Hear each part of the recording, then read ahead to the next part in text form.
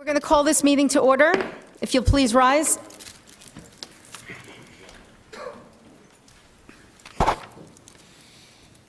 Supervisor Watson, would you like to do the invocation? Certainly. Dear Lord, we thank you for this opportunity to meet and serve our community. And with that responsibility, making sure that each and every decision that comes across this board is taken into full consideration for those that are in the public. May we also please ask for your blessing for those who protect us on a daily basis here locally and abroad. We thank you so much. Thank you. Yep. Amen. All right. Supervisor Johnson? I pledge allegiance to the flag of the United States of America and to the republic for which it stands, one nation under God, indivisible, with liberty and justice for all. Okay. I need a motion to call for an executive session to be held on February 18th, 2014 at 9 a.m. for discussion and consultation with legal counsel in accordance with ARS 38-431.03. So moved. Second. Okay. All in favor? Aye. Opposed? Passed. Are there any committee reports or legislative reports? I have none this morning. Supervisor Johnson. Yes, Madam Chair. The head of the Arizona Association of Counties Legislative Policy Committee was unable to make the next two meetings, so I chaired that committee.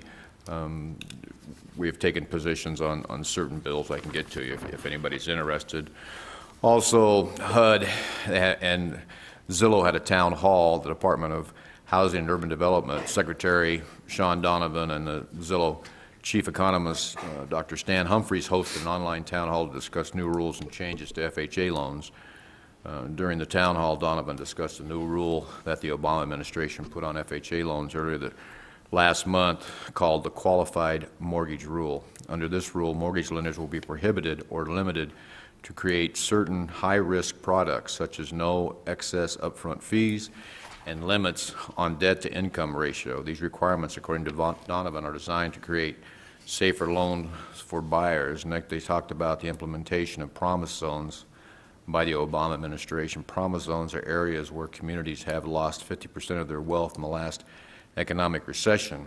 To help those communities, the U.S. Department of Housing and Urban Development will go in and bring job training to the individuals as well as resources to help them get ahead. The last thing they spoke about was the Back to Work initiative, also implemented by the Obama administration. Normally under FHA, individuals need to show 2 years of steady employment. Under the new rules, those who have in the past lost their home to foreclosure and were unemployed at the time only need to show 1 year of steady employment. Leave it up to you to decide if those are good or bad. I have a long report from Jerry Hillier and some things that I've done. Jerry Hillier is our executive director for Quad State. He went back to D.C. on our behalf and the Quad State's behalf. I'll just try to go through some of it that is kind of interesting. While he was back there, we also had him attend the Heritage Foundation briefing, and I think it was a two-day class, and he was there, and Myron Abell of the Cooperative Enterprise Institute spoke about administration agenda for the next year with the arrival of John Podesta on the White House staff. Podesta has been with the Center for American Progress, which is basically a liberal think tank, and strong on environmental issues.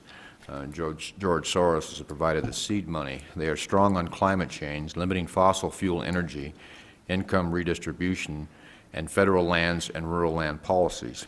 He has brought in to advise the President. The assumption at this point is that the Keystone XL pipeline is either dead or simply will not be acted on by this President.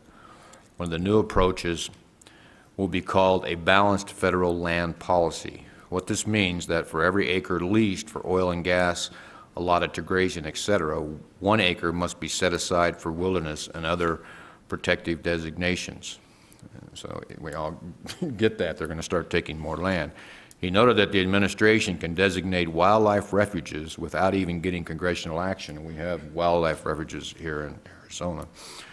Response or fighting Some of these will be difficult. Congress is almost powerless to overturn some of these until the 2016, and then only if a Republican becomes president. Heritage Foundation contacted Robert Gordon, who he spoke of the PILT and problem with Farm Bill tie. Heritage doesn't like the tie because it opposes the Farm Bill on many levels. They fear Republicans will support it because they put PILT in, broadening the base of support. Heritage produced a slick brochure on its take on conservation principles. Extensive discussion on the EPA rule making. The expansion of the definition of waters in the United States will have a profound effect. The speakers expect the EPA will follow the study reviewed by the board in December to result in another round of rulemaking based on connectivity and supported by environmentalists extending the Clean Water Act to almost all water, even vernal pools. They pointed out that some previous Republicans have turned green and used their former conservative ties to make people believe they are still conservative. Gail Norton, Bush's 43 Secretary of the Interior, has formed the Conservation Leadership Council with TNC as a major component and advocating bigger designations and more protective actions and expanding public lands by the acquisition by the land trust. They're going on that there's a lot of talk about the resolution this board passed, and I passed on to the federal people about using the funds generated from federal lands to pay for PILT and secure rural schools. And there's a lot of pushback from the environmentalists who want to actually use that money to buy more and more federal land. Well, when you look, the West is pretty much the only place where they can buy more and more federal or private property and put it into federal land. So that's kind of the short version. That's all. Thank you very much. And you'll make that report available to the board? I can, yes. Thank you. Okay, I just want to take a minute and introduce and welcome our visitors from Diamondback Elementary School. Hi there. Glad you could come. Supervisor Moss and I visited Diamondback. We were invited there a couple of weeks ago for Career Day. And I don't know about you, Supervisor Moss, but I was asked some pretty difficult questions. And I'm glad to see that we have so many students and young minds who are interested in the way the government works. And I understand that you're studying government now. And I hope that your visit here today helps, and there'll be some people to take you around after the building, and thank you for the teachers for coming as well.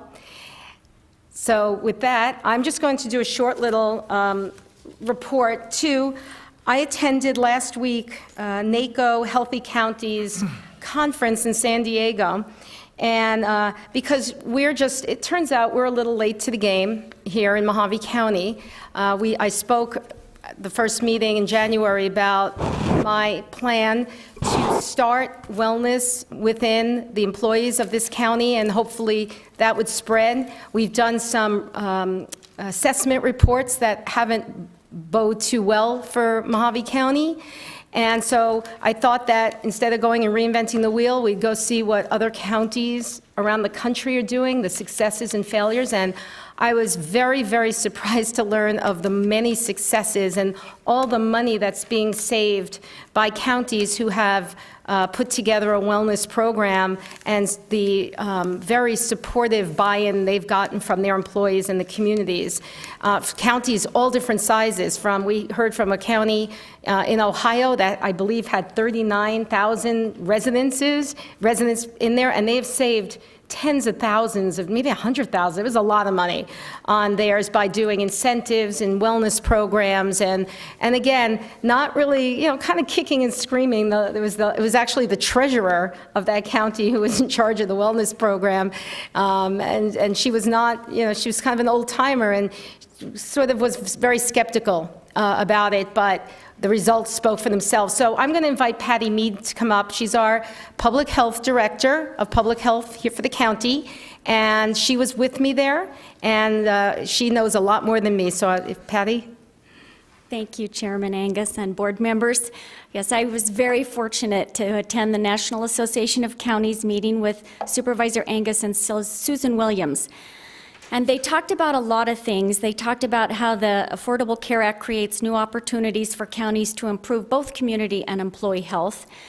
They shared examples of counties using the ACA to create and maintain accountable care communities, which is different than the ACA, Affordable Care Act.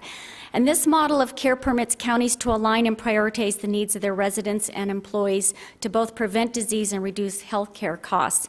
They talked about employee health and integrating primary care and behavioral health, which is being looked at across the United States right now. We can't separate the head from the rest of the body as we've traditionally done.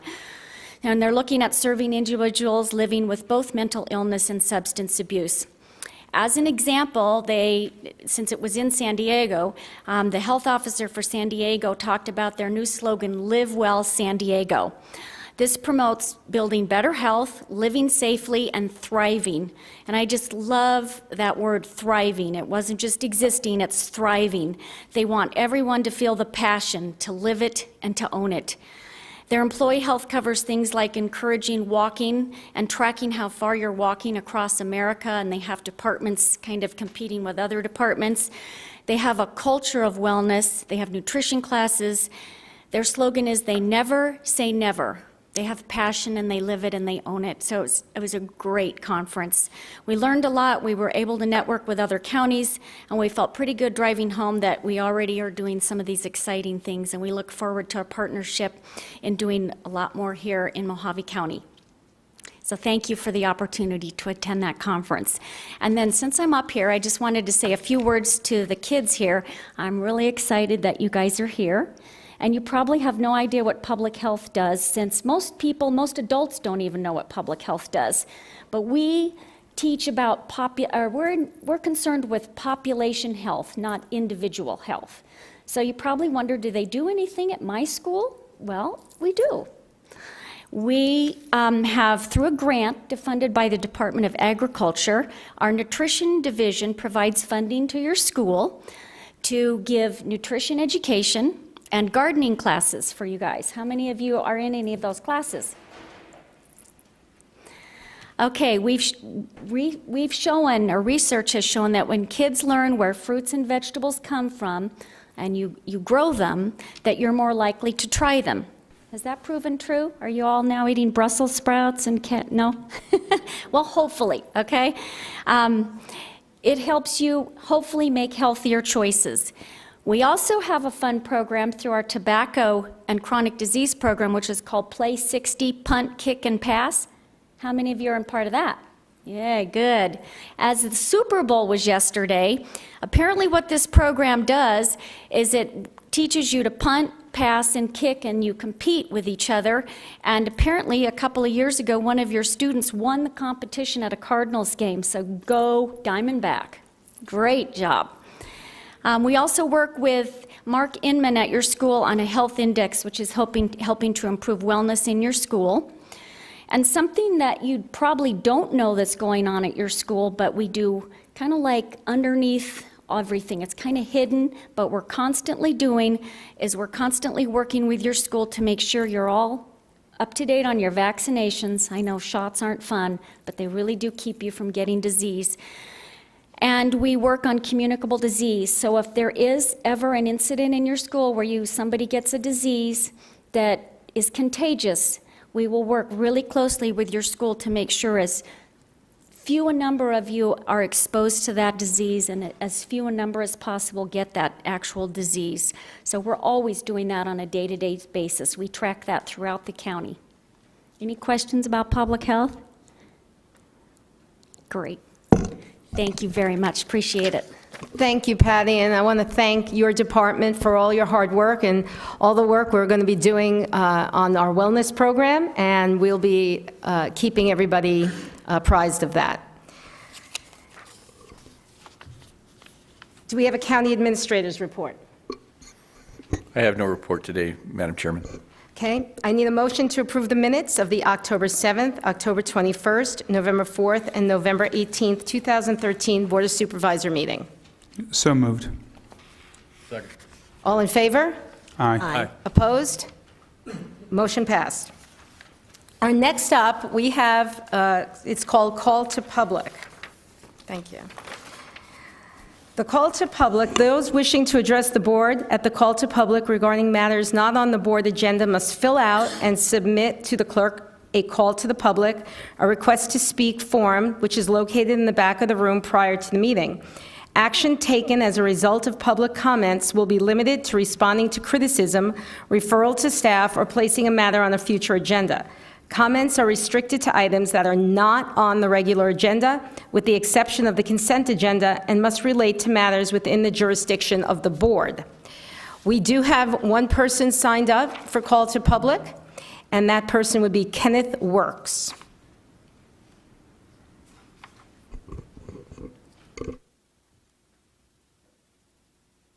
Good morning, Chairman Angus and the board. May we have your name and your address for the record? My name is Kenneth Works, Box 567, Yucca, Arizona, 86438. I want to say that I agree with the rest of the voters in Mohave County. I think we have an outstanding board, and I think the county is being run extremely well. I've made most of the meetings here for about the past year, and I'm very impressed with the way everything's been going. I happened a neighbor tell me about a British couple that were stranded in their car out in the south part of the county. They'd gotten stuck, and then they decided to walk out until they could get cell service. And they ran pretty low on water. It was in the summertime, and the sheriff's department went out and rescued them after they got the message. And the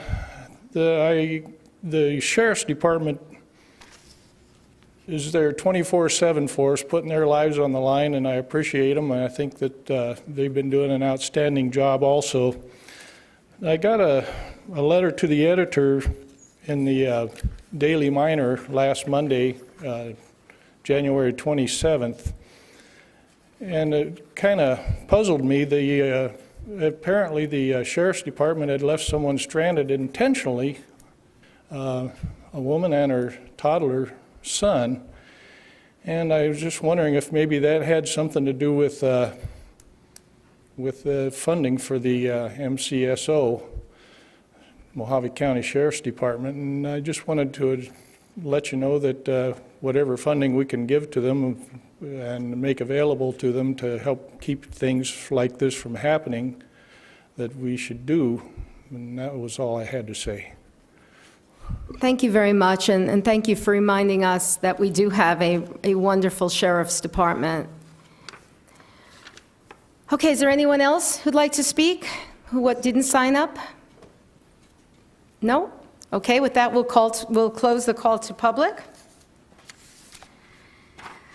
Next up, we have the consent agenda, and the consent agenda is item 5 to 30, and we will be considering that as a group and acted upon by one motion minus any items pulled for discussion.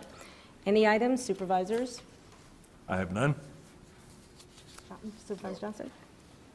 I would like to, excuse me, Madam Chair, I would like to pull items 7 and 10 from the Okay. agenda. Supervisor Brotherton? No. Nothing. Okay. Madam Chair, I'd make a motion to approve the consent minus items 7 and 10. Second.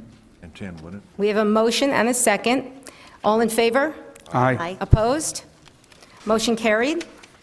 Number 7, adoption of Board of Supervisor Resolution Number 2014-010, amendment to Board of Supervisor Resolution Number 2007-414, which approved a subdivision, preliminary plan, and petition of exception for Everglades Estates, Tract 4214, being a proposed subdivision, including assessor's parcel numbers 226-24-069 and 226-40-001 through -065 in the South Mohave Valley vicinity, east of Mountain View Road, between Joy Lane and Everglades Boulevard, Mohave County, Arizona. And this was approved by unanimous vote by our P&Z to strike, recommend approval to strike condition number 19 as requested, but not condition number 20. Yes, and Madam Chair, Yes. that's why I pulled it, just to clarify, and I'd put this in the form of a motion, that when we approve the adoption, of Board of Supervisor Resolution number 2014-010, and to specifically state we are approving the striking of condition 19, but not condition 20, which remains part of the resolution. So this was just a clarification? Correct. Okay, and that's in form of a motion? Correct. Do I hear a second? I second. Okay, motion and second, any discussion? All in favor? Aye. Aye. Opposed? Carried. Number 10, sitting as the Board of Directors for the Mohave County Flood Control District, approve the award to McCormick Construction, Inc., under Job Order Contract 13-PS-08, and authorize the Director of Development Services to issue the notice to proceed to perform maintenance work on the Mohave County Flood Control District Bullhead/Laughlin Airport Flood Protection Project, Reach 603, for a not-to-exceed fee of $69,112.63. The work will be paid for out of existing maintenance funds already budgeted for the Mohave County Flood Control District Channel Maintenance Program. I pulled this item, Madam Chair, only for purposes of recusing myself from the vote, as I may have a potential conflict. Okay. I have a motion? Yeah, I'll make a motion to approve item 10 with the understanding that Supervisor Moss is abstaining from that vote. Okay. I second. All in favor? Aye. Aye. Opposed? Motion carried. That completes our consent agenda. Now we have a public hearing. I'm going to open the public hearing on number 31A, discussion and possible action, adoption of Board of Supervisor Resolution number 2014-011, amendment to the Mohave County General Plan and the Desert Hills Fire District Area Plan from UDA/C-RE Urban Development Area Commercial Recreation for a portion of Assessor's Parcel number 120-58-030, and from SDA/PF Suburban Development Area Public Facilities Land Use Designation for Assessor's Parcel number 120-58-071 to UDA/GC Urban Development Area General Commercial Land Use Designation to allow commercial uses in the Havasu Heights vicinity north of Heights Boulevard and east of Rancho Vista Drive, Mohave County, Arizona. Do we have anybody who wishes to speak to this? Okay, does this 31B have something to do with it? Should I close the first one before going to second? Okay, so we're going to close the public hearing for this one. Madam Chair, I move that we approve item 31 of the agenda, being the adoption of Board of Supervisor Resolution 4014-011, being an amendment to the Mohave County General Plan and the Desert Hills Fire District Area Plan. Second? I I'll second the second the motion. motion. All in favor? Aye. Aye. Opposed? We're going to open the public hearing for 31B, which is the discussion and possible action, the adoption of Board of Supervisor Resolution number 2014-012, a rezone of Assessor's Parcel number 120-58-071 from an agricultural residential 1-acre minimum lot size zone and a portion of Assessor's Parcel number 120-58-030 from a Special Development Commercial Recreation Zone to a C2, which is a general commercial zone, to allow commercial uses in the Desert Hills vicinity, north of Heights Boulevard and east of Rancho Vista Drive, Mohave County, Arizona, and the Commission recommended approval by a unanimous vote. Is there anyone who wishes to speak to this? Okay, we're going to close the public hearing. Oh, I have a question, Madam Chair. I guess my question would be of planning and zoning. Did we have any comment from the water district up there?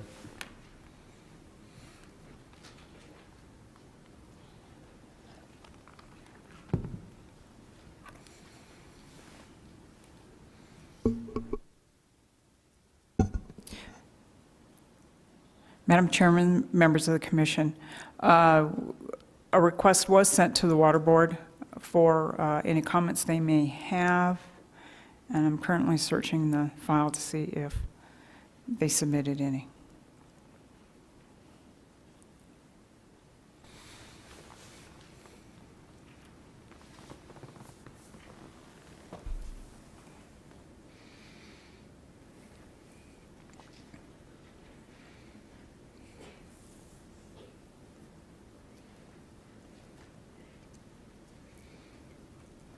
Madam Chairman, members of the board, I do not see any comments from the Water Board, although they were asked. Thank you, that's the only question I have.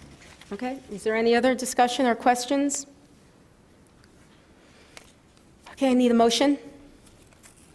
Madam Chair, I move that we approve item 31B of the agenda, being the adoption of Board of Supervisor Resolution number 2014-012, a rezone of assessors parcel number 120-58-071 from AR, agricultural residential, 1 acre minimum lot size zone, and a portion of the assessors parcel number 120-58-030 from a SD/CRE special development commercial recreation zone to a C2 general commercial zone to allow for commercial uses in the Desert Hills vicinity. I'll second that. All in favor? Aye. Aye. Opposed? Motion carried. We're done with the public hearing, and now we're going to move on to our regular agenda. Item number 32, discussion and possible action, authorize and direct Mohave County's legislative liaison to contact Clark County to inform the county of Mohave County's interest in partnering with Clark County on the effort to declare the desert tortoise recovered and remove the desert tortoise from the list of federally threatened and endangered species, and to work with Clark County to bring back specific proposals for assistance to the board for final decision. And this was continued by the board at their January 6th, 2014 meeting. Madam Chair, if I may, I would like to make a motion to direct the county administrator to send a letter to Clark County advising them that Mohave County is a member of the Quad State Government Coalition and expend funds in that way to address the tortoise issue, and that we would welcome them in joining that coalition along with us. And I'll second that motion. Okay, any discussion? All in favor? Aye. Opposed? Motion carried. Item 33, discussion and possible action requiring all nonprofit special event liquor license recipients to report back to the Board of Supervisors at the first meeting after their event to show proof that they have received at least the 25% of the gross revenues as provided by ARS 4-203.02. This was continued from our January 21st meeting. Supervisor Johnson. Madam Chair, I believe in talking with the county attorney that we possibly missed some things when the liquor licenses have been submitted, that there's supposed to be a contract submitted to the board showing the promoter or whoever is doing it, so we would have a signed contract. So if we start enforcing the rules that are there, and then I would like to see a report come back to us that our nonprofits are receiving the money. I did have some input from the Lake Havasu area saying that they welcome the learning that we're giving them. They didn't really want to report to us, but I think the problem comes from if a nonprofit might be too embarrassed to say that they did not get their money. So I think if we had the requirement, we can try it for a year to see how it works out, or 2 years, or whatever, but I think that would alleviate it, because then they have to report back, and it's not a burden on them if everybody's doing it. Okay.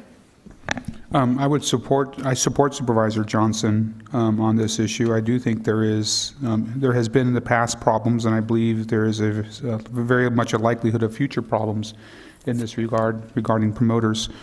And my question is, are we going to act on this now, or are we going to, for example, by instructing staff to require the contract with these third parties to be presented to us with the liquor license application?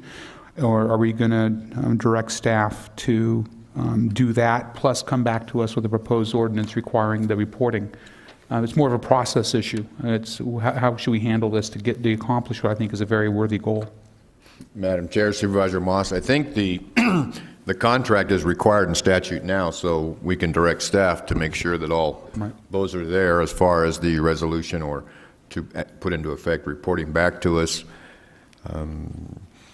I would defer to County Attorney Ekstrom on that, how long that takes to do that. Mr. Chairman, or Madam Chairman, Mr. Johnson, certainly if we or if they're required to submit a contract, we can require that they confirm compliance with the contract. And I can prepare that process by the next meeting, if you'd like. Okay, so the motion? I defer to Supervisor Johnson on this, though perhaps tabling this to the next meeting might be appropriate. But I defer to him on that. I guess the only thing I would say is that we would, as long as staff understands that any liquor licenses that come in between now and then Right. must have the contract there too, that's fine with me. Okay, so the motion is, or no motion? We'll just table it. We'll just table this? And I'll second tabling it to the next meeting. Okay. All in favor? Aye. Opposed? Next up, 34, discussion and possible action to approve an organizational change reassigning the clerk of the board to the day-to-day supervision and oversight of the Mohave County Board of Supervisors, and hereby instruct the clerk of the board and the county administrator to communicate and cooperate in the performance of their respective duties. And this was continued from our January 21st meeting. If I could, Madam Chair, I placed this on the agenda as several months ago we transferred authority for the direct supervision of the clerk of the board to the county administrator. I believe that whatever situation prompted that has been resolved, and that it would be more appropriate for what I view as being the board's direct statutory employee to be reporting directly to the board. And so I would make a motion that we approve item 34 of the agenda. Okay? There's a motion out there. Do I have a second? I second. All in favor? Aye. Aye. Opposed? Motion carried. 35, sitting as the Board of Directors for the Mohave County Library District, discussion and possible action to approve expansion and relocation of South Mohave Valley Library located at 5744 Highway 95, Mohave Valley, Arizona, for a 4-year renewable lease that will include tenant improvements to be completed by the owner as required by applicable county codes for public library operations, with the sole option of the county to renew thereafter in 1-year increments, and further approve allocation of $150,000 for one-time and additional FY14 operating costs for additional staffing, equipment, utilities, and building functional improvements upon execution of a future lease, with costs resulting from this relocation and expansion funded by the Library Contingency Fund. This was continued from our last meeting. Yes, Madam Chair. Was there any calls to the public on this issue? Oh, there is. Thank you. I We have a just couple of assumed. people who have signed up to speak. First is Mehdi Azarmi.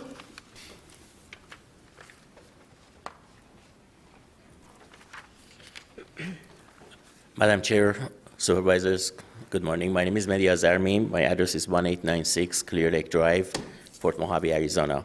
I live in that area for over 25 years now.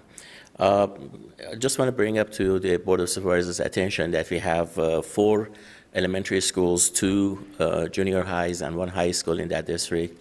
We have about over 20,000 people live in that area with a very poor demographic data.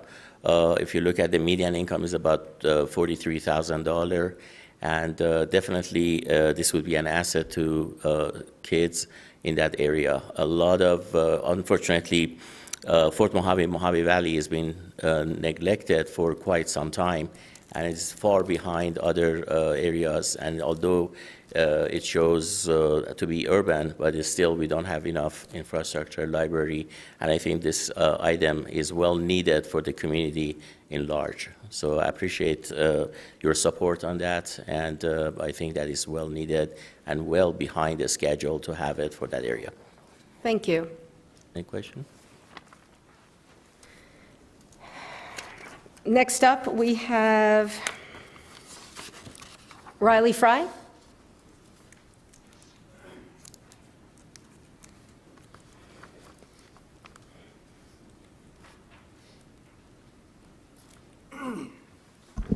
Thank you, Madam Chair, Supervisors, Mr. Hendricks and staff for hearing this today and for allowing me to speak.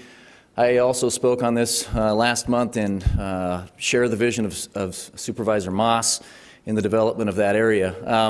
It was interesting. I also attended the Library District Advisory Committee meeting here this last week, and as I sat there and listened to the conversation that went on, it seemed that the only frustration that is shared among that group was that of the atypical nature of bringing this to the board's attention or to the supervisor's attention. I don't believe that anybody would disagree that that the current facility is insufficient. I actually traveled back down there and toured the facility again myself. I was particularly displeased to note that it is on the side of a gas station with a large sign on the side of the gas station that says liquor. I would certainly suggest that there was very little lack of vision in putting that library where it is in Mohave Valley. And as a resident in Fort Mohave and as the superintendent of the school district would suggest that we can do better than that. The current site that we've selected, I think, is, as I suggested last month, ideal for the things that we're requesting of this board, for the neighborhood that it is in. Additionally, with the vast majority of the community living down in the valley, even doing their shopping, et cetera, in Fort Mohave and in Bullhead City, it's even convenient for them as well. But for all of the area to be traveling south makes it otherwise inconvenient for those of us, which is the bulk of the population that live on the north end of that area. So again, I stand in favor of this and appreciate your consideration and the vision of Supervisor Moss in moving this forward. Thank you. Thank you. Is there anyone else who'd like to speak to this? Okay, hearing none. If I could add some comments, Madam Chair. My view of this is there are several issues which came to my attention, which I thought indicated, and I still believe indicates, that moving and expanding the library facility is in the best interest of the Fort Mohave, Mohave Valley area. For example, one is the location. It's going to be right just barely north of Lippin Avenue, which means it stands on the border of Fort Mohave and Mohave Valley. Secondly, the traffic in that area, when it comes to the Walmart that's coming in, which I believe would be less than a half mile north of it. And I tried to count the buildings the other day. There'll be 6 buildings between the new library district and the new library building and Walmart. The businesses which have filled in immediately north and south on the opposite side of the road, there's empty plazas a year ago, are now stock full of businesses which are along those various strip areas there. The population of 21,000, some hundred, in 2010, from my view, has dramatically increased in that time.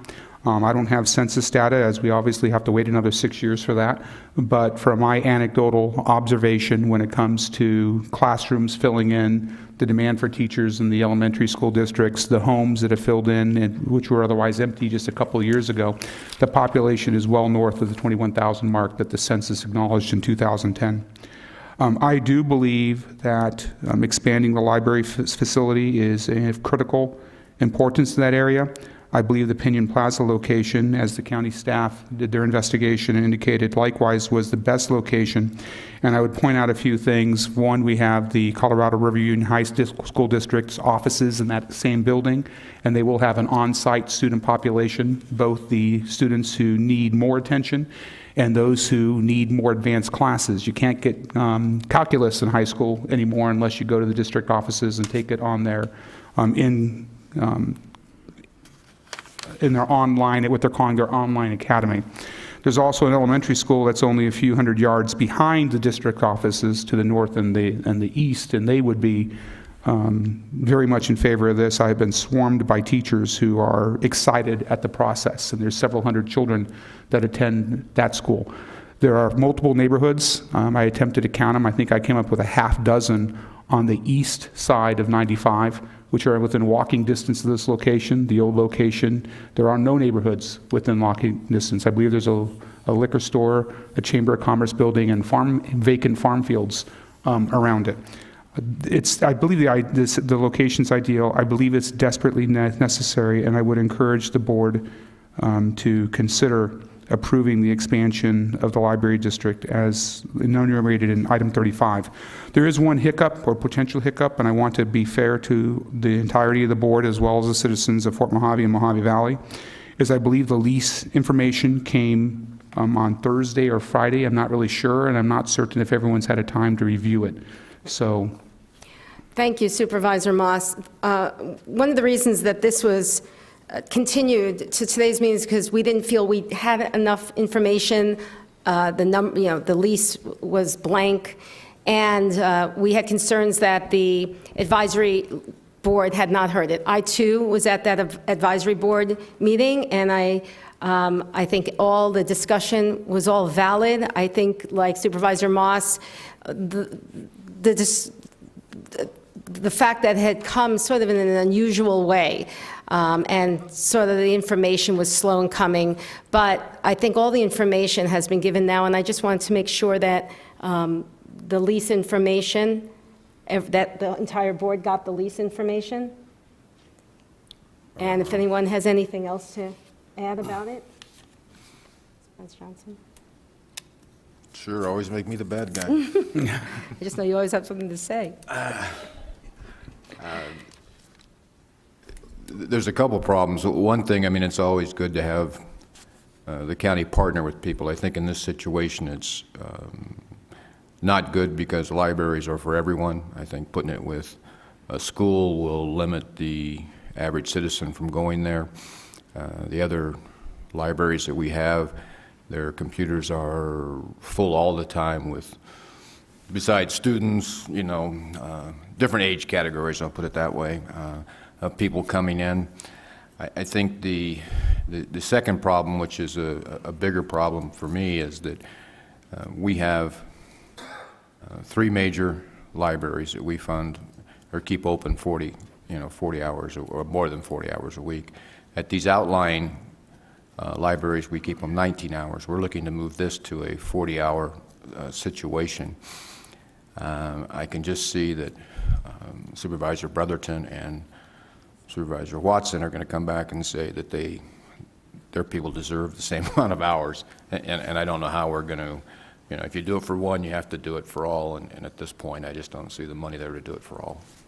Thank you. I just want to make clear that the library, it's not in a school, it's in a building that houses the administration, so saying that it's a school is like saying now it's part of a liquor store. Right. So the same thing, but it's not in a school, it's in the administration building. it's in the same complex, but different buildings. It's in the same complex, Right. exactly. And I believe it's a far more socially positive complex, and it's more centrally located to the residents who would need it. My view on what Supervisor Johnson said about the outlying areas is there has to be a recognition that the outlying areas are growing in population. They're becoming population centers in their own right. And I very much support the libraries in Bullhead and Kingman and Lake Havasu. I support libraries as much as we can get, wherever we can get, and as cost effectively as we can get them. We need more, as far as I'm concerned. Our library district generates a very large surplus every year in tax. We accumulate it and we tend to expand. This is a very cost-effective expansion. It's only $150 or whatever $1,000 it is to generate an almost 5,000 square foot library, as opposed to building it, which would cost, based on past history, a couple $1 million to do. So when it comes to cost-effective expansion into the outlying areas, this is the model that we need to be following and the partnerships that we need to be developing. And when it comes to expansion into Golden Valley and Meadview and other areas of that nature, if we have the resources, and we do, we should be doing it. I brought this issue to the board's attention because I do think to a large degree Fort Mohave and Mohave Valley are not really paid that much attention to, and the population is approaching that of a small city. We're getting there. I mean, we're going to be a big city at the current trends here soon. And so, I believe this is a really good test case to looking at expanding into our outlying areas. So, Madam Chair, do you believe if you would like, I'd admit that in the form of a motion, that we approve item 35 of the agenda, which is the expansion and relocation of the South Mohave Valley Library located at 5744 Highway 95, Mohave Valley, Arizona, for a 4-year renewable lease that will include tenant improvements to be completed by the owner as required by the applicable county codes for public library operations, with the sole option of the county to renew thereafter in one-year increments, and further approve allocation of $150,000 for one-time and additional fiscal year 14 operating costs for additional staffing, equipment, utilities, and the building functional improvements upon execution of a future lease which has been provided to us, with costs resulting from this relocation and expansion funded by the Library Contingency Fund. Okay, that's a motion. That's my motion. I will second that motion. All in Madam Chairman? favor? Oh, Madam Chairman? yes. I hate to interrupt, but I believe that motion, there was some changes based on the lease agreement, and the lease agreement we reviewed from a procurement standpoint, it does appear acceptable, but it does not call for us to provide all of the tenant improvements. There's a split on that, and it seems acceptable. The tenant improvements that procurement reviewed and seemed acceptable to us, that should be the responsibility of the property owner, are like the HVAC system and certain things that add value to the building, and that was the way that lease agreement was actually finalized and submitted to the board. So I just wanted to make that point. And that's why I changed my language when I got to the lease, per the lease which was provided to the board. Discussion, Madam Chair? Sure. The only other thing I'd bring up, I believe our Library Advisory Board voted no against this. Yes, the Library Advisory Board did vote, what, it was 5-2? 5-2, yes. And if, I think if obviously everybody know, but if the board goes ahead with this, I think they need to look at long-term effects and look to building a facility that would be, you know, quality for these areas. We have, I could ask Administrator Hendricks, but I mean, my last count, don't we have like over 20-some buildings we lease in the county now? I mean, this idea of the county going out and leasing every old building that shows up, especially one that's in foreclosure, you know, is just getting a little old for us. I think if we're going to build a library, then we build a quality product and put it in, but that's all I have to say. If I could respond to that, Madam Chair. The Library Board did vote, or Advisory Board did vote no, 5-2. Linda Stevenson would have voted yes, except that the paperwork to review did not come to her in time. The other four members of the Library Board were all in favor of this proposition. I don't think they like the top-down approach as opposed to the bottom-up approach. That was my sense of what was going on. When it comes to building a library, I think having a 4-year, in my personal view, leasing the space is more appropriate now for two reasons. One, we're leasing it from a bank, no private individuals being benefited, and we're getting a very, very good rate because of that. But secondly, it gives us time to evaluate expansion into the outlying areas. It's a very effective way of doing that. So rather than throwing myself into the library expansion pond and sinking down in the deep end, I'm putting the toe in the water, suggesting we put our toe in the water and we test it. And if it's as wonderfully successful as I think it's going to be, then in 4 years we can talk about building a library. But right now I think it's more of a 4-year test case, which I think all the data lines up in favor of it. I believe very strongly it's going to be a success. But let's test it before we decide to spend millions of dollars building libraries in the outlying areas. I also want to add that this has in no way stops what's going on in Kingman, the library expansion and the needs assessment that I know that the library is working on. So with that, is there any other discussion? I'd just like to reiterate what you said, Madam Chair. I also very much support the expansion of the Kingman Library. I want to expand the libraries everywhere. Well, unfortunately, we cannot do that. But we can do this, I believe. We can vote on this motion. So we have a motion on the table, and I've made the second. All in favor? Aye. Aye. Opposed? Nay. Okay, it appears the ayes have it. Number 36, discussion and possible action, adoption of the Board of Supervisor Resolution Number 2014-016, approving the intergovernmental agreement between the City of Kingman and Mohave County, temporarily waiving the septic tank abandonment permit fees as requested by the City of Kingman, and authorize the Chairman of the Board to sign the intergovernmental agreement, which shall become effective the date approved by the City of Kingman Mayor and Common Council. Supervisor Brotherton. Yes, and I think that Mr. Nick Hunt can explain this so everybody can understand exactly what's going on here before we take a vote. Madam Chair, if I can, Nick, give your title when you're up there, please. Yes. Good morning, Madam Chair, Supervisors. My title is, name is Nick Hunt. I'm the Director of Development Services Department for Mohave County. And Supervisor Brotherton asked, I'd like to give a little background on this item. We were approached by the City of Kingman to waive the septic tank abandonment fees for about 40 septic tanks. And the reason being is that they're expanding their sewer services along Beverly Avenue, and they like to kind of expedite the hookup for those 40 residences to the septic system. That has a couple of benefits. Of course, the environmental benefit would be that we reduce the nitrate loading into the subsurface and the groundwater, and then also it would help. It would help the residents to hook up. Current ADEQ rules require if the septic tanks fail, then they would have to hook up to the sewer if sewer is available, and if the hookup fees are less than $3,000. Waiving these fees, the City of Kingman is leading. They're willing to waive their connection fees, which is about $1,200, and what they're asking is the tank abandonment fee, which is about $227, that would be waived by Mohave County. In addition, the City of Kingman is offering that they're willing to do all the inspection that is required by ADEQ and documentation to document that the septic tanks are abandoned in accordance with state rules and requirements. So basically, the county will incur no costs by doing that. We will not do the inspection, but we also will not charge anything if the board chooses to approve this. So it appears to be a win-win situation, and it's in Supervisor Brotherton's district, and she supported that, and our department would recommend considering the benefits.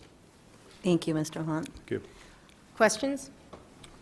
I don't have any. Madam Chair? Question I have is, if this is in the county area, how do you give your authority to the City of Kingman to come out and do your inspections where it's county? Intergovernmental agreement. Madam Chair, Supervisor Johnson, this location is actually within the city limits, and according to the delegation agreement that we have with the state, we perform services within the city limits, but the actual sewer line is in the City of Kingman, and that would give the opportunity, and they are the ones that are expanding the sewer line, actually. So do they have the authority, did the City of Lake Havasu and the City of Bullhead have the authority to waive all fees and basically do that for their citizens also? Yes, the cities would have this authority to waive the hookup fees, and also the sewer districts that we have throughout the county would have that authority. I understand that in the past, Bullhead City offered a similar deal to their citizens where they waived their hookup fees and also asked the county to waive the tank abandonment fees.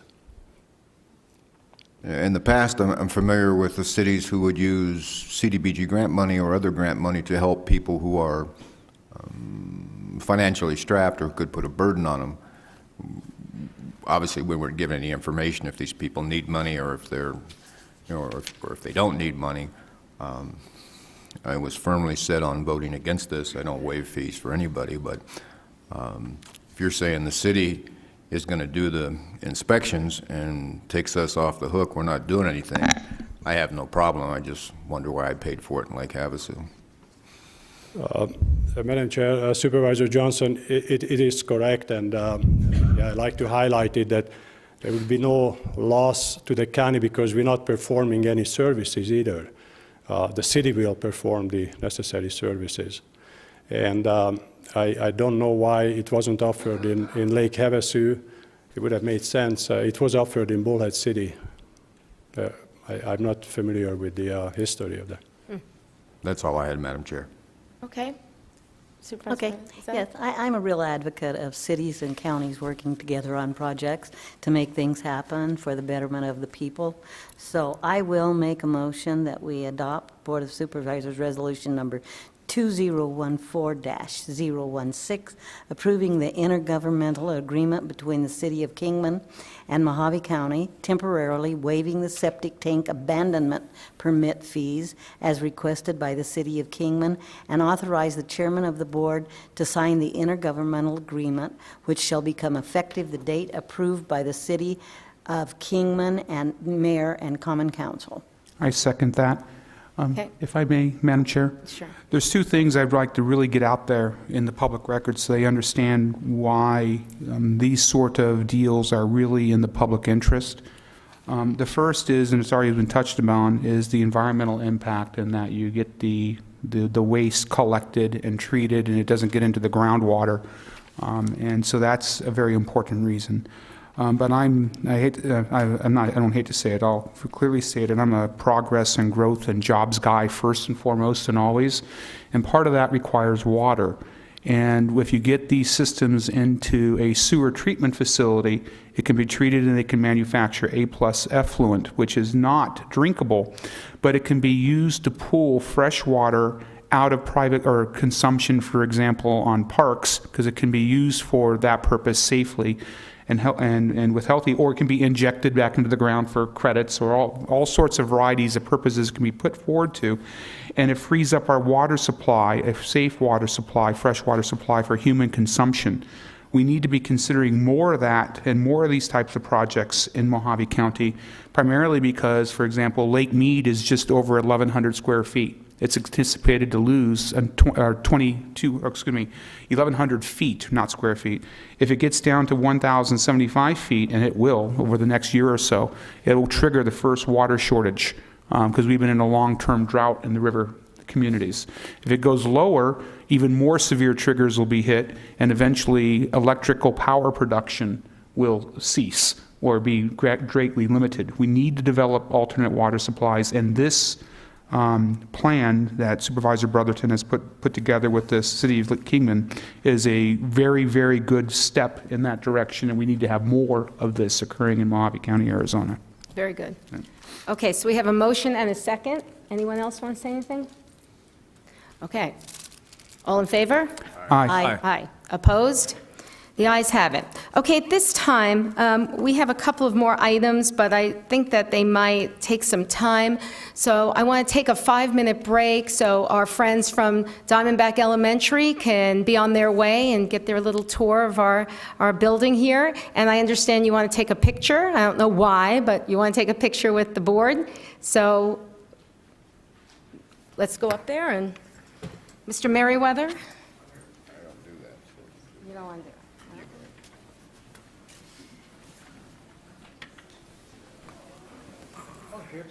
You're not photogenic today? I'll get down here with the supervisor, please.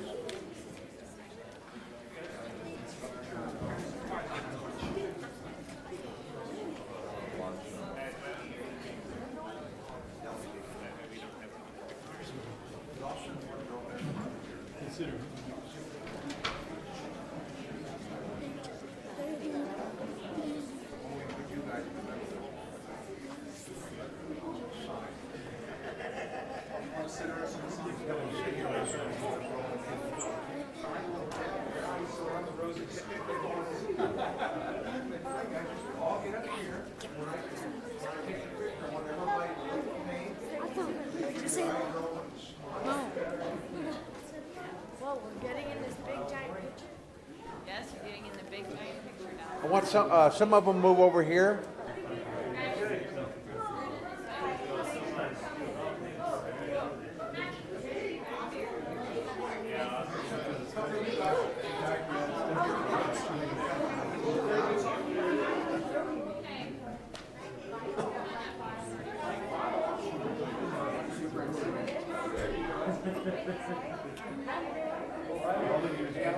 Haley, do I need to get a soapbox for you? Yeah, and I'm wearing heels, too.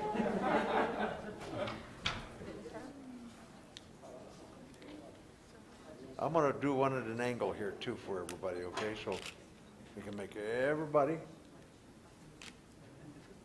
I'll tell you, Hildy and Joy, I need you on the end.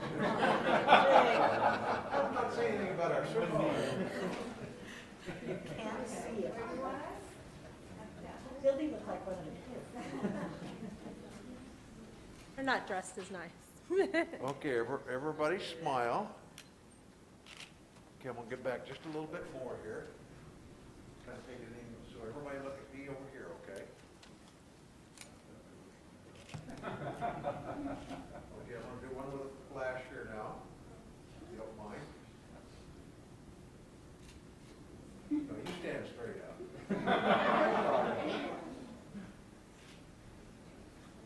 Trying to keep this sign out of the way. Okay, everybody look over here, real quick. Thank you. Okay, and now our county recorder, Carol Meyer, is going to come and give you a little tour of, tell you what she does, and thanks again for coming. Hey, you guys did a good job for having me. Have a good day, guys. He's so much. He's shaking his head. This is Toby Jerry. And Myers.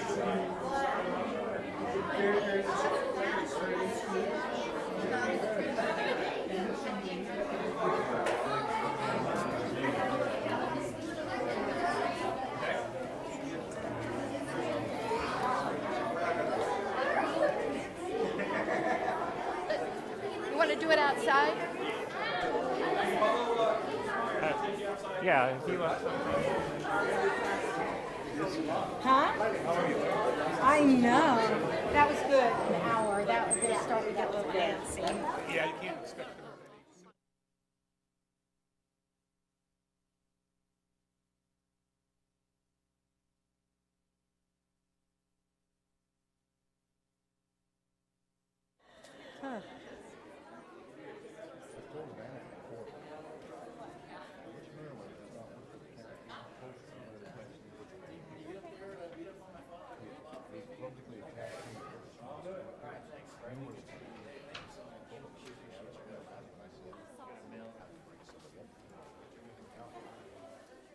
Well, that might be why we're high.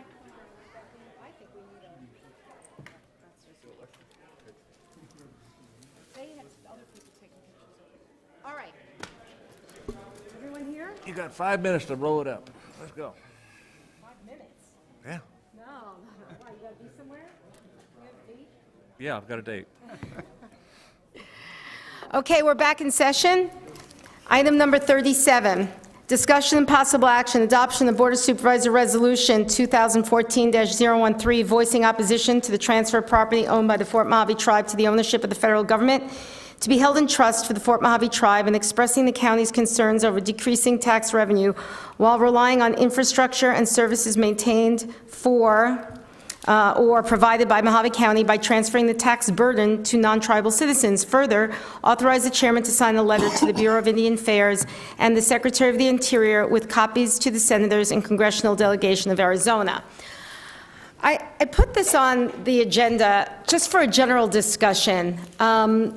We're working on a lot of different issues that seem to, the end result being that land is being taken off of our county tax rolls, little by little land being taken away, and I wanted the public to understand all of it.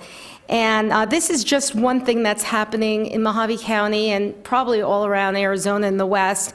When the Indian tribe buys a piece of property, it gets transferred into a trust, and there is other laws that govern that, and we will never see property tax or development through the county on that. Now, that's not to say that the tribe isn't doing good things on the property. That this is a whole different issue and a bigger issue.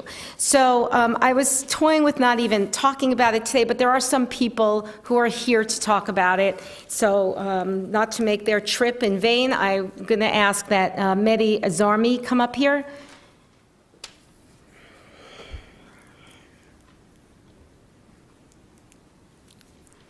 Madam Chair, Supervisors, my name is Mehdi Azarmi. My address is 1896 Clear Lake Drive, Fort Mohave, Arizona. I live in the same area as the golf course is, actually on the golf course for the past 20 years.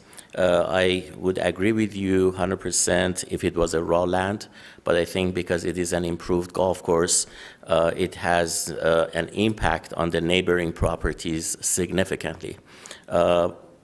In post-90s, when we had the recession, the values of these properties went down from $80,000 to about $20,000 to $30,000. In the recent recession, values went up. I mean, before the recession in the boom, it went up to $125,000 sales price, and recent recession brought it down to about 30s.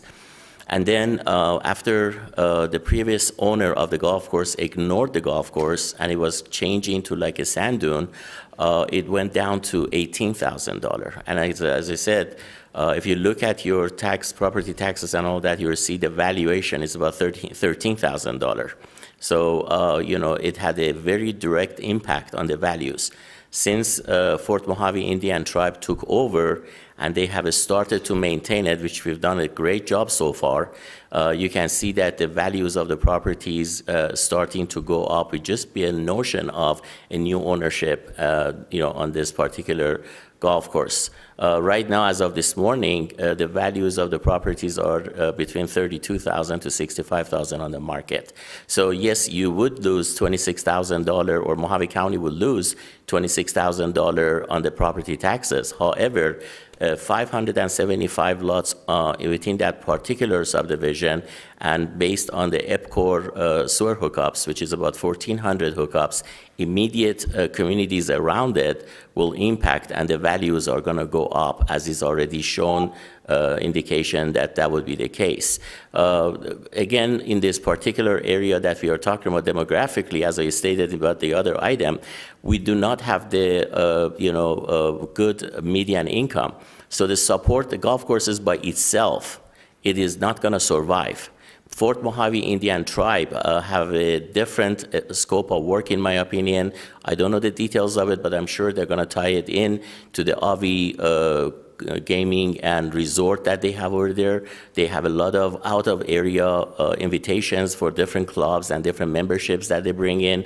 And my assumption is the reason that they basically proceeded with the purchase of this golf course is to use the surplus or expand their attraction for, RV resort and use the golf course. They already spent a lot of money on the clubhouse, which was shut down, and it's basically upgraded already, and they have sorry about that, my time is up. But anyway, I just want to address that it is not a one-dimensional situation. It is a multidimensional. Yes, you would lose $26,000 per year, but on the other hand, my opinion, and again, the county needs to look into it, my assumption is that you would get it in 10 to 20-fold based on the property taxes. Thank you very much. We also have Daryl Rayburn.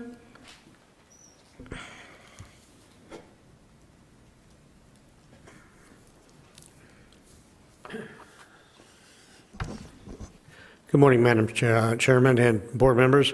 I'm the fire marshal. My name is Daryl Rayburn. I'm the fire marshal at Fort Mohave Mesa Fire, and it's 2230 Joy Lane. One of the concerns we have, and one of the intention I came down here, was the fact that we are at a very fragile point in our budgeting. As you know, we are based on our property taxes, and so when I came down here to voice our opinion of this, we're looking at any drop in our budget being very critical. And so we're going to take a position of opposition at this point. I did talk to Supervisor Moss this morning, and there's some other issues that I think we're willing to cooperate with the board and the Indian tribe on these things. But at this point, any drop in the tax roll is critical to our budgeting. We're looking at only $5,000, but that $5,000 will pay 3 months of utilities on our budget. So some of this money, long term, if we're looking a couple years down the road, we're talking losing that kind of money. We got to make decisions. The other concerns we had, and my board members have, is that we in the past have had issues with enforcement and fire codes and buildings and that. And as best I could find in the short time I've had, once this property is given over to the federal land, it's not considered a county island. It's a federal piece of property. And who's going to respond there for a fire at the clubhouse?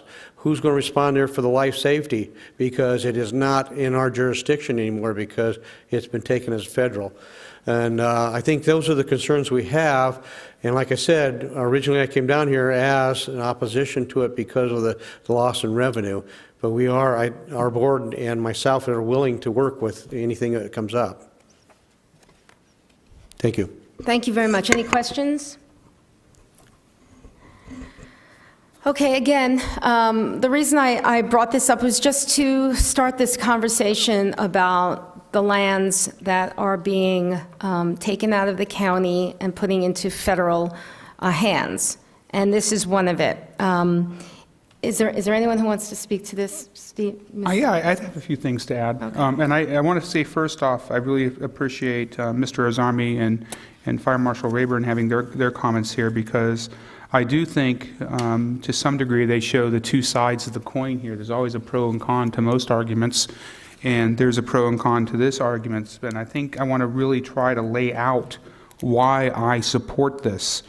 There's really three things that I have to say, and one I think Mr. Azami touched upon is for years, I don't live on this golf course, but I live down the road from it, so I passed it every day on the way going home. It was being turned into a dust bowl because it was no longer cost effective to being run, and that is creating an eyesore in the community because what was used to be a thriving green golf course was now dead, essentially.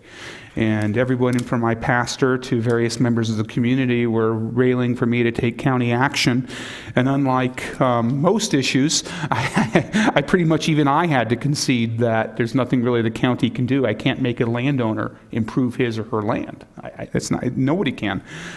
So when the tribe bought it, they started improving it, which is good because I think, as Mr. Azami mentioned, they're getting so much business at their already existing golf course in the Nevada side of the river. They need an overflow golf course, which is good because tourism is money for our area in a very large degree. And they have an 800 acre-foot allocation to the private market through MVIDD, which everyone gets. And the tribe cannot make the golf course green with an 800 acre-foot allocation. They have strips of green in there now, but there's also still large segments of wasteland because once you let a golf course die, it takes a lot of water to bring it back. And the problem that the tribe has is they have lots and lots of water. They're Indians and they get a tribal allocation, which is very large, and they don't have all the pressures that a lot of us have. And they have the water to restore that golf course to a very green, lush course, but by federal law, they're prohibited from taking tribal water off of tribal land. And private ownership of the land doesn't do it. It actually has to be tribal land, which is why they're trying to get this into the tribe so they can use their water to improve the golf course and increase the surrounding property values and restore it to the lush green neighborhood that it once was. And so the tribe's plan, if it's approved, will succeed, and they will turn that golf course back into the oasis it once was if they can get access to their tribal water to that land, which will be a huge financial benefit to the community when it comes to having that. I mean, I love parks, so when I drive by it, I see golfers out there, but I kind of ignore the golfers. I look at the greenery and the trees and whatnot. I see a park right smack in the middle of 1,400 residences, which is wonderful. There's a second benefit, though, and so all by itself, just looking at that, I believe the $5,000 that the fire department loses, the $27,000 that we lose, we get back by the improvement of that neighborhood and the property values. So it's a good math equation. But there's a second, more important math equation that kicks in behind it, and that is the 800 acre-feet of water provided to that golf course by MVIDD, fresh water. Now, for those of you who don't know, 1 acre-feet basically translates into 2 homes.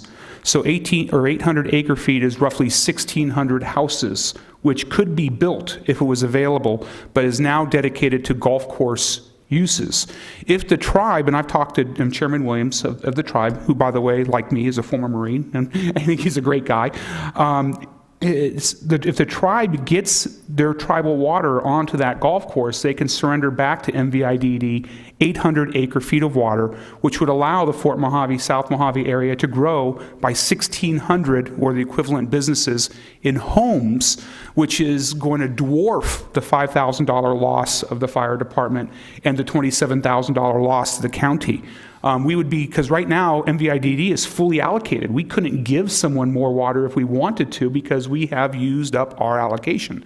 If we have this 800 acre-feet restored to us, we can say, hey guys, we're in business for another 1,600 houses. So it's a really good idea for the entirety of that community. It will generate lots of property taxes when it comes to short-term increases in value when that neighborhood is returned to the greenery it once experienced, and it will allow for further expansion within the unincorporated sections of the county, specifically my area, and that we will have the financial. The term that occurred to me when I first heard some of the opposition was penny wise, pound foolish. We're so focused on the equivalent of pennies, the 27 to 5, that we're ignoring the hundreds of thousands of dollars that this will open up to become directly available to the county. Because I really do think Mr. Azami hit the nail on the head. It's a 10-to-1 favor in favor of the county if this occurs, and it's just another example, I think, of the tribe being good neighbors. The difference between the loss of federal lands to the federal government where BLM gets it or they put things into trust is they don't develop it. They try to keep us out. We have to sue them to mine in BLM areas and things of that nature. The tribe is trying to build a future which requires jobs. And they're not just hiring tribal members because there's not enough of them. They're hiring everybody. And so when the tribe gets land, they're putting it into production. And there's no chicken or egg when it comes to economics. The first thing, always and foremost, is jobs. And this is what this is good for our area. And I fully support the tribe to doing this. And then the last point I had was more of a socioeconomic, political philosophy and all that. 100 plus years ago, and I'm not a bleeding heart liberal, we took that land from the tribes by putting a gun to their head. I mean, there's no sugarcoating how our westward expansion occurred. They did not invite us. We knocked on their door and we were armed and we took it.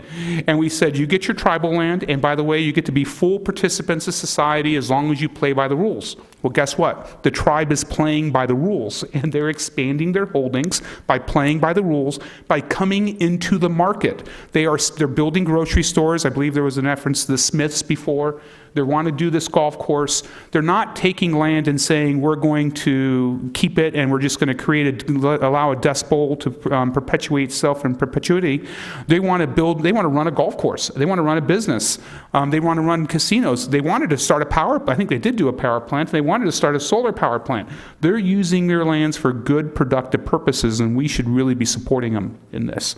And anyway, so those are three reasons. One, it comes to the immediate increase of value by getting that golf course green. Secondly, the acre feet, which would come into the private market, which could serve to expand up to 1,600 homes in the area. And finally, we don't want to discourage tribes from putting lands into production if they have the ability, and we don't as private members, because that 1,600, that golf course failed when it was under, I would consider, more traditional ownership. Now it requires someone who can get access to water cheaply and inexpensively, and that's the tribe. So it's a good idea all around, in my opinion. Okay, thank you, Supervisor Moss. Anyone else want to address this issue? Okay. Chair, I will if you don't have anything else. I mean, I thank you for putting this on. I believe a lot of things that Supervisor Moss said are things that could happen in the future. I think what we have in front of us today is giving up taxable land. The more homes we have, the more responsibility we have. The more businesses we have, the more money we have to pay down the debt that we incur by having homes. When we start taking land off the tax rolls, not only the fire district, the school district, the library district, which we're just expanding in Mohave Valley now, we're taking more people off the roll. I think that Mohave County should stand firm against this. If I could, Madam Chair, I do believe, and I will reiterate, I am opposed as a general proposition to removing land from the county tax rolls, especially in regards to the federal government. But when it comes, in government, including county government, there's never a one-size-fits-all answer. That's why government gets in trouble and we get bloated and we get paralyzed. You have to evaluate each transaction as it stands. And when it comes to this transaction, there is an immediate benefit by the transformation of that golf course to surrounding homes. There's an immediate benefit. It's not speculative. And when it comes to the expansion of Fort Mohave, Mohave Valley, and the water needs it has, that's not speculative either. We have Walmart breaking ground. Walmart's the last project that we can allocate water to as it stands now. And when Walmart comes and everything else comes in, further businesses, further homes are going to want to come in. My neighborhood was half empty 4 years ago. It's now full. I mean, it's growing. The water is necessary. Freeing up that water is necessary. And let's go one step further. What happens if Supervisor Moss is completely wrong about the future expansions of the Fort Mohave, Mohave Valley area, that everything he's seen has been a mistake and he just misinterpreted what was going on before his eyes? And that can happen. As my wife will tell me, I'm fallible and I make mistakes all the time. Just ask Kaylee. But the real issue here is what's not fallible, what's actually documented is we are losing water. Shortages are going to be declared. And it might be a good idea to have 800 acre-feet in our area in the bank, just in case, so we don't have to impact existing uses. And so there's no expansion, but MVIDD winds up with 800 acre-feet that it's not allocated. That might actually be a good benefit in October of 2015, where statistically the odds are shortages will be declared. So I don't see a way where we make a wrong step in this direction, whether I'm right or wrong. I'm going to just cut the debate right now, and I'm going to be, when I first put this on, it was cut and dry, and philosophically and politically, I do have problems with everything that's going on, and it's just a piece of the puzzle, a bigger piece that I hope to be speaking about within this year. But for this specific item is probably not the start of that. So I'm going to retract that resolution, and we'll move on. That's how I do that, right? I can just retract the motion. I mean, the resolution as part of the motion. How do I do that? Well, I think now it's just up to, somebody wants to make a motion, doesn't want to make a Somebody needs to motion. make a motion so the board takes some action on it. Even though it's your item, it's on the board Okay. agenda. I'll move that we take no action on item 37 of the agenda. I'll second that. All in favor? Aye. Opposed? No. Number 38, discussion and possible action. Call for a special meeting on Thursday, February 13th, 2014, at 9:30 a.m. to discuss the Willow Beach hatchery and the decision by U.S. Fish and Wildlife Services to stop its sport fishing stocking efforts. I put this on the agenda. We have been working with U.S. Fish and Wildlife and the state and everyone who has a special interest in making sure that the trout stocking program along the Colorado River survives for our health and wealth and well-being of this county. This was sort of dropped on us at the end of the year. The federal government made sort of a unilateral decision that it was going to stop this program. They gave their reasons. We did not find their reasons acceptable, and we made that known. We've had some meetings with our congressional delegation. Supervisor Johnson, when he was back in Washington, spoke to people, and I believe Supervisor Johnson has some slides and some more information to give us. This particular agenda item is just to call for the meeting. We've already spoken to our district director, who's in charge of this area for Fish and Wildlife, and he has agreed to come and bring some of their people, and this will be a public forum that anyone, and hopefully the public will attend and voice their concerns and their questions to the federal government, who seem to drop these things on us on a weekly basis without asking us how it's going to affect us now and in the future. So I'm going to turn this over to Supervisor Johnson for his comments. Thank you, Madam Chair. Matt, do you have the first slide, hopefully? This is just, there was a meeting held, Senator McCain sent out Nick Matea from his office to conduct meetings. He met with Bullhead City. He also had the county manager, or the county administrator, and some other people go up there. Go to the next slide, Matt. This just kind of shows you what's there. Now we'll get down. All right, go to the third slide. In 1959 is when they started putting this in, and it was strictly for rainbow trout at that time. And then with 1974, the endangered species, they had to start changing it over to the endangered species, which pushes out, obviously, the trout. Go to the next slide. Now, in 2010, they had a recovery project, with your funds, and $1.19 million was spent up there, basically to upgrade the whole park, but not really the hatchery project. Go to the next slide, and that'll just give you a picture of what the raceways look like that are empty now, where the trout should be. And then the next slide just gives you an idea of a boat, so you know what a boat is. Slide after that was obviously done by an engineer. It's the water valve system and pipeline that goes in there. Go to our next slide is, let's see where we're at. That just shows the folks that are there, that were there for the meeting. This will give you an idea of who attended. Very well representative of the Fish and Game. Now, the pipe that everybody's talking about that's collapsed is only part of the problem. Go to the next slide. That's who was there. Now go to the pipe. Okay. The pipe is only part of the problem. Most fisheries you're familiar with, they build them on the side of a creek somewhere, and they just put the water in and let it flow through and back out the other side. This one is above the water level, so they actually have to pump the water up. Not only is this pipe bad, but the pump is bad. Now it's a 24-hour, a day deal to pump the water up. You can go to the next slide. This shows what Supervisor Moss was talking about, the lower levels that are coming in. And the pipe, and the picture after that, Matt, shows, the mussels are going to be a big problem out there too, plugging up all the water lines that are going in. And then go to the final slide. One after that, I think. Okay, that'll give you an idea of the money that they're looking at. The first numbers are what's the official amount of money that they have been cut from $705,000 to a projected of $447 in 14.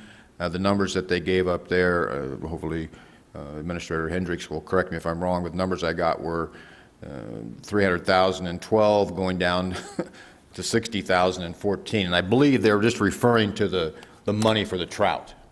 They have to keep the endangered species, so besides fixing the pipe, they have to fix the pump, and then they don't have the money to hire employees. So they're, even if somebody's able to help them, you have to continue that funding. So that kind of gives you some pictures and some numbers, and hopefully that explains a little bit of. Thank you.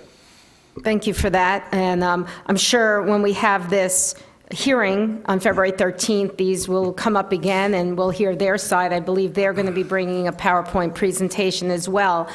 The good news is, with the discussions I've had with our district director, his name is Stuart Jacks, he's the gentleman who will be here, there is a will. They say, at least, that they do want to work for us all to work together to keep this program alive. And just for a second, Administrator Hendricks, I sent him there to that meeting with what's his name, Nick Mattiella from Senator McCain's office, and he visited the hatchery as well. And since he was an engineer, I thought that would be a good way to sort of, cut through it and see what was real and what was sort of, because we do believe that they want to cut these hatchery programs, and it was kind of all these pipe issues were sort of a good starting point to start at this one, but I think they've picked the wrong one to start, because we're going to make sure that we do everything in our power to make sure this program survives. So, Mr. Hendricks, anything you want to add? The only thing that I could add is there was a study done by the Fish and Game, Arizona Fish and Game, that showed that there was about over $70 million generated revenue in Mohave County from fishing along the Colorado River. One of the things that I would like to note is there's 2 inlet pipes at the hatchery. The one that Supervisor Johnson showed is a corrugated metal pipe that has been there probably since the hatchery was started, and that's the one that they actually reviewed in May of this last year. From May till there was an incident that caused the fish kill off in, I think, October. They actually utilized the single inlet pipe to operate from the May date till, or June date till that October date. The kill-off at that time was due to the inlet being plugged by grasses, and then they actually resumed operation with that single inlet pipe, and there was an event that occurred. It occurred over 6 days to where the water levels were dropped in Lake Mohave to harvest the chubs from the backwater, and there was not any communication or not sufficient communication that was given to the hatchery to actually make provisions to stop what occurred, and what occurred was that the water levels dropped below the inlet during that 6-day period. When I asked Mark Olson, who operates the hatchery, if he had ever experienced that before, and he told me that the event occurred over 6 days, and he had been there 7 years, and that had never happened before. There was some indication that the pumps were, like Supervisor Johnson stated, needed attention. No figures were given for that, what it would cost to actually repair or maintain the pumps so that they would be functional. But it's my understanding, since they did operate till that second kill-off date in November with a single pump, that it's conceivable that they could still be operational, and the decision not to operate was solely by the department. Thanks. Madam Chair, if I may, Supervisor Moss brought up some points about Lake Mead and the dropping of Mead. It's going to continue to get worse. Lake Powell is talking about no cutting back on their water flow into Lake Mead because of the drought. So now these inlets, not only, this will be a small portion when Vegas can't, their pipes are going to be above water where they can't suck. Now, Havasu has to stay at a certain level because we pump to Tucson and Phoenix and LA, so that'll stay high. Powell will stay high. Mead is going to take the hit, and that could shut this down. And some people might say, well, what do we care about trout in the lake? It's part of the cycle. And I can't speak to Bullhead, maybe one of the other supervisors can, but I can't remember now, I'm making up a number, but I think we have like 30-some fishing tournaments coming into Lake Havasu. These are bringing in tremendous amounts of money. The trout are basically put in as a feeder fish for your stripers. And if the stripers don't have the trout to eat, then they start eating the other fish, which ruins that whole cycle, which throws off the millions and millions of dollars of money that have been put in to build up the fishing. So it's not that, oh, you just won't be able to catch a trout. It's the idea that maybe you won't be able to catch the stripers, you won't be able to catch the bigmouth. It'll ruin the whole economy of fishing. Right. That's all. Exactly. The whole ecosystem will be changed from this.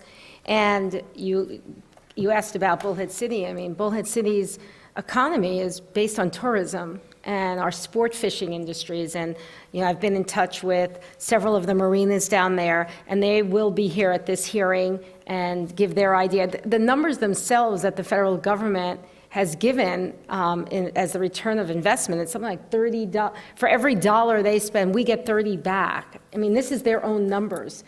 So, again, I'm hopeful that we can come up with a solution, and it's not just about maybe possibly fixing these pipes and that. We could also do things like bring in from private hatcheries or have governmental agreements from state hatcheries. There's a lot of things that are on the table. So hopefully at this meeting, we'll know what our next steps will be, and everybody will get a chance to have their thoughts heard and their questions answered. So with that, I'll entertain a motion. I'll make a motion to have a special meeting on Thursday, February 13th, 2014 at 9:30 a.m. I'll second That's it. the Willow Beach Hatchery. Second. Okay, all in favor? Aye. Aye. Opposed? And we'll have flyers that look like this. This is sort of the, I think we have to just do, this was the first draft, but we'll have them available today and going forward. So we'll have them by email on the website, and you'll be able to get them here at the building. Okay, our final agenda item is number 39, discussion and possible action, adoption of Board of Supervisor Resolution number 2014-018, supporting West Care Arizona 1, Inc., Adult Drug Court Discretionary Grant Program, FY 2014, competitive grant application to the U.S. Department of Justice. Motion? I move that we approve item 39 of the agenda. I'll second that. Any discussion? All in favor? Aye. Opposed? And with that, this meeting is adjourned.